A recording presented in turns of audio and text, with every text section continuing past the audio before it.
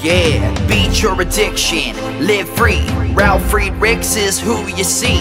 Listen in when you're feeling low. Take back your life, today's show. Beat your addiction, live free. Ralf Friedrichs is who you see. Listen in when you're feeling low. Take back your life, today's show. Stay positive, hope, and keep faith. Stand strong against any odds that you face. Put away the alcohol and the drugs. Fill your time with the things you love. Addiction is tough, but it's worth the work. Treat your body what it's worth. Spread positivity, inspire all. If we stand together, we will never fall. I help others see the other sides of life. A sober life, letting go of the strife. So give me a call, I can help. 1-844-4405-HELP. Homeless shelters, hospitals, jails, wherever you are. I am Ralf Friedrichs and I am here for you. 1-844-405-HELP.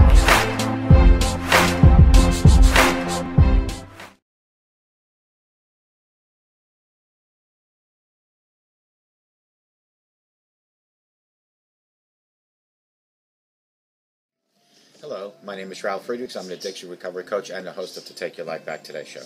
As an addiction recovery coach, I want to share something with you. Let me be crystal clear to leave an everlasting impact upon you. Just imagine being buried alive. You're in the coffin, but you know you're not dead. You don't know how to get out of that coffin. You tried lifting the lid, but the enormous weight upon the lid prevents you from opening it.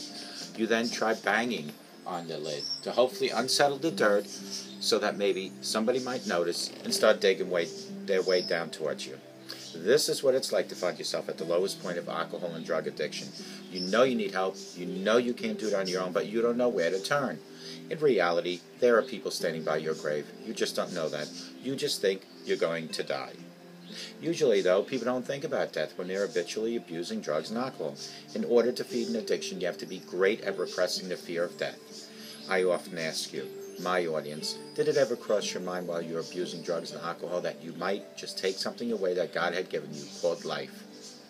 And if that's not selfish enough, taking your life away, more selfishly from the people that love and count on you most, your mother, your father, your brother, your sister, husband, wife, children, even your grandchildren. With this, let me leave one last thought. Don't be like the person that went to their grave without getting any sort of help. Instead, pick up the phone and call me at 844-405-HELP, and I promise you, I will help you take back your life, for your life is gone. Don't forget, folks, take those slippers off at night, and instead of sticking by the edge of your bed, stick them way under your bed. In the morning, you'll be forced to get on your knees to go look under your bed to retrieve those slippers.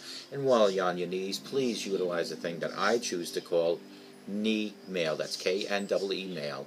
Knee mail is your personal communication line between you and God. It is the time when you can thank God for everything that you have. Your house, clothing, health, relationship. That's the time where you can ask God to forgive you, to have mercy on you, to guide and direct you daily. Knee mail, K-N-E-E mail. It's equal to an email, only it's done on your knees, and it's from your lips to God's ears. Now put those slippers on, stand straight up, my friend, and walk with God 24/7. Today I want to talk about maintaining abstinence and achieving sobriety. Recovery requires more than abstinence. Just because an individual manages to stop abusing drugs and alcohol, it does not necessarily mean that their problems are all behind them. The reality is that stopping the substance abuse is just the first step in a long process. Let's get this down. In a long process that leads to full recovery from addiction. Those who remain abstinent from alcohol and drugs without achieving sobriety will struggle to find real enjoyment in life, my friends. Such people will be better described as wagon rather than free of addiction. The risk of relapse will always be high for the individuals. In many ways, their life in recovery may mirror their life as an alcoholic. Sobriety, how is it defined? In common speech, it is usually to think of a sober as meaning any individual who is definitely not intoxicated. But the world can have a much fuller meaning. In recovery, the word sobriety usually refers to something a lot more than just not drinking alcohol and drugs.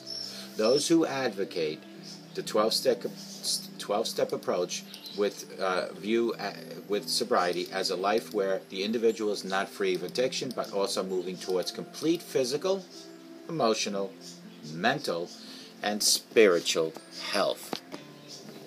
Abstinence is something that can be forced into an individual by others, but sobriety requires a lifelong commitment that requires personal effort.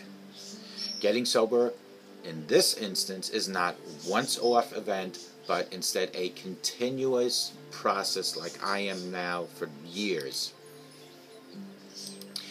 Dry drunk syndrome, what is that? A dry drunk is an individual who abstains from alcohol or even drugs, but continues to act in the much same way as they were when they were drinking. They are not usually alcohol, but in many ways they are far from sober. They don't usually have any alcohol. In AA, it is common to hear about people who haven't touched alcohol in maybe years, but have still managed to find sobriety.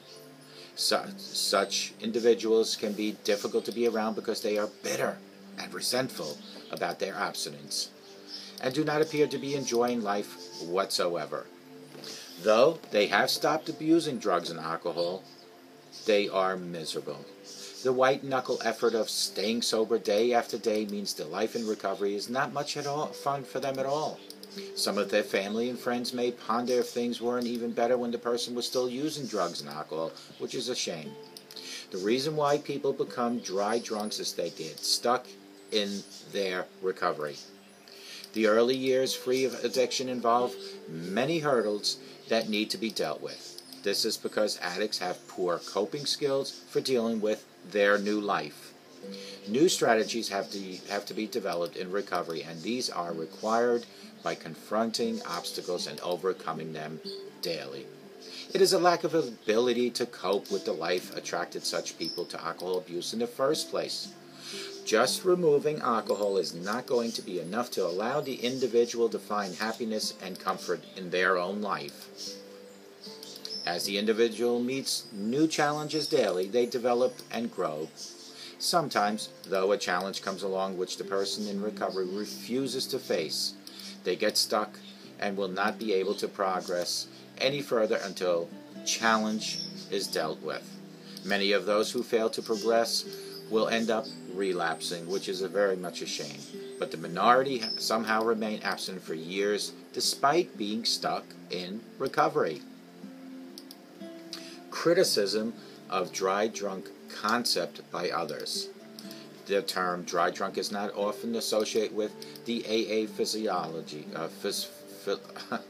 There are some in recovery who find such descriptions unhelpful and misleading to their folks. The problem in the words dry drunk can be used in the judgmental way to describe anyone who isn't following AA program. Despite concerns about the misuse of this term, it can still be useful for describing a condition where a person is in recovery but is not making progress toward the goal of fulfilling a life. The symptoms of a dry drunk syndrome.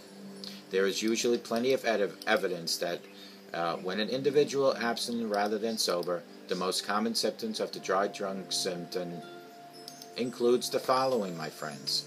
Self-pity is a common feeling for those who are in the midst of dry drunk. There's a famous saying in AA, poor me, poor me, pour me another drink. Denial is a problem for people who are stuck in recovery as well. It is the refusal to acknowledge the problems that means they can't get unstuck. Overconfidence means that the individual refuses to accept that they might need help from anyone else. The individual is likely to turn to unhealthy behaviors in an attempt to escape their dissatisfaction with life in recovery. This could mean abusing other substances or behaviors such as overworking. It is common for a dry drunk to romance their drinking. They can only remember the good times with the alcohol that makes them bitter about not being able to enjoy it anymore. The dry drunk will tend to have low tolerances for stress and hardships in life. This makes such individuals difficult to be around. The person who is stuck in recovery will stop making an effort to build a life free of alcohol. They will often suffer from loneliness and feel depressed about their situation. It is like they have decided to wallow in their own misery. How to deal with a dry drunk syndrome. Recovery from alcohol addiction should always mean moving forwards and towards a life that is fulfilling and enjoyable. People can lose their way, but there is almost always a way back on track. Most individuals will have to deal with at least a brief period where they get stuck in recovery. But there is almost always a way to move forward. It is then where certain steps are used to find the recovery process. Help can be from support groups such as counselors, sponsors, or addiction therapists, or even addiction coaches like myself. How to achieve sobriety. Listen up, folks. Sobriety is a journey, and all individuals need to succeed is to keep on moving forward 24 hours at a time. This means facing all challenges that appear along the way and seeking out the right type of help and support for each and every challenge. As the months and years of sobriety add up, dealing with life becomes a lot easier. It's important to realize, though, that the end of the pain will never quit, and it will continue as long as you are sober, but it's how you fight that pain is how you succeed. This is not just because the concern is, as most of the fun in life is to be found in the journey itself and not in the destination. It is the journey, the moving forward, the 24 hours at a time, to finding other passions and other goals and relating to other people and finding new people in your inner circle that are sober. These are all the steps to achieving and maintaining sobriety. It's not easy, my friends. It's challenging. But if you truly want to take your life back, it has to start with that first step. Along that first step comes the second step, and maybe you'll even fall. You'll dust your knees, you'll get up, and you'll continue on your journey in sobriety. If there's anything I can do to help you succeed along your journey on the road to recovery and staying sober, feel free to call me at 844-405-HELP, and I promise you I will help you in every which way I can take your life back. But remember, I am just another human. Include your daily prayers. Include the power of prayer. Include God in your daily activities. And I promise you, between knowledge from humans and the grace of God and His guidance and directions, even you will take your life back today. On this show, I say this with most confidence, that it happened with me, it can happen with you. And may God bless you.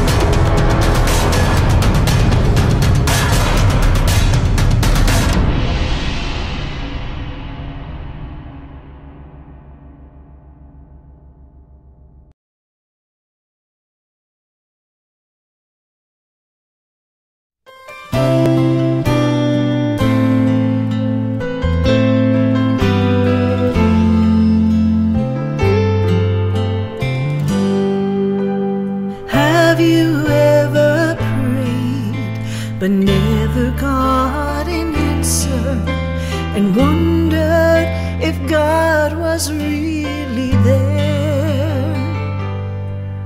Did you feel this time He came along and answered the prayer you thought was gone. There is no prayer too small, for God hears them all. The answer may not be just what you want, but He always knows what's right, even when we think it's wrong. Just remember, there is no prayer too small.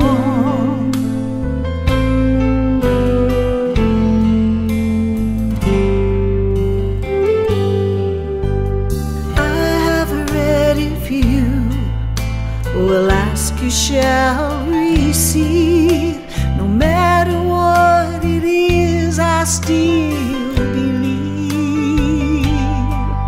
There is no prayer too small, and even when we fall, He gives us just exactly what we need.